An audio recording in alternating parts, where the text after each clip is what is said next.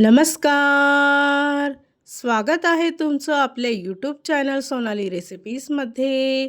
तर आजची खास रेसिपी आज आपण बनवणार आहे. खूपच टेस्टी, खूपच सोपे, फक्त 10 मिनिटांमध्ये तयार करूया मार्केट स्टाईल माव्यासारखे लागणारे पेढे. खूपच सोपी आणि खूपच टेस्टी रेसिपी आहे. अगदी तोंडात टाकताच विरघळणारी.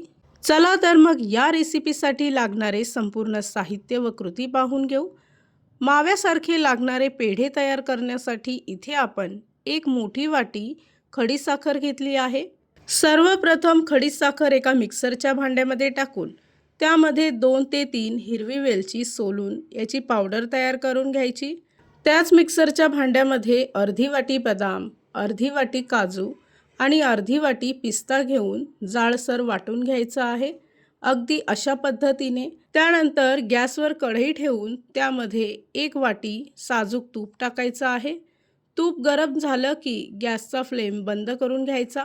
त्यानंतर यामध्ये जाडसर वाटलेले ड्रायफ्रूट 2 मिनिटासाठी तुपात चांगले परतवून घ्यायचे आहे. त्यानंतर इथे मी 1.5 वाटी सत्तूचं पीठ घेतलं आहे किंवा भाजलेले चणे मिक्सरच्या भांड्यामध्ये बारीक करून घ्यायचे आहे. ज्या वाटीने मी खडीसाखर घेतली होती त्याच वाटीने पीठ घ्यायचं आहे किंवा 1.5 वाटी भाजलेले चणे घ्यायचे आहेत. या रेसिपीसाठी लागणारे संपूर्ण साहित्य व कृती मी तुम्हाला डिस्क्रिप्शन बॉक्समध्ये दिले आहेत, तर तुम्ही तिथे जाऊन चेक करू शकता. तुपामध्ये सत्तूचं पीठ चांगलं मिक्स करून घ्यायचं. त्यानंतर वाटलेली खडीसाखर थोड्या प्रमाणात यामध्ये टाकून मिक्स करून घ्यायची आहे. त्यानंतर सर्व मिश्रण हाताने एकजीव करून घ्यायचं आहे. इथे मी अर्धी छोटी वाटी दूध टाकलं आहे. त्यानंतर पेढ्यांचं मिश्रण तयार करून घ्यायचं आहे. इथे आपलं पेढ्यांसाठी लागणारं मिश्रण तयार झालं आहे. थोडंसं मिश्रण हातामध्ये घेऊन त्याचा गोळा तयार करायचा आणि हलक्या हाताने प्रेस करून पेढ्याचा आकार द्यायचा आहे. तयार केलेले हे पेढे जास्त दिवस टिकण्यासाठी इथे तुम्ही दूध स्किप करू शकता. त्याऐवजी फक्त थोडंसं तूप टाकून मिश्रण चांगलं एकजीव करून घ्यायचं आणि त्यानंतर पेढे तयार करायचे आहेत.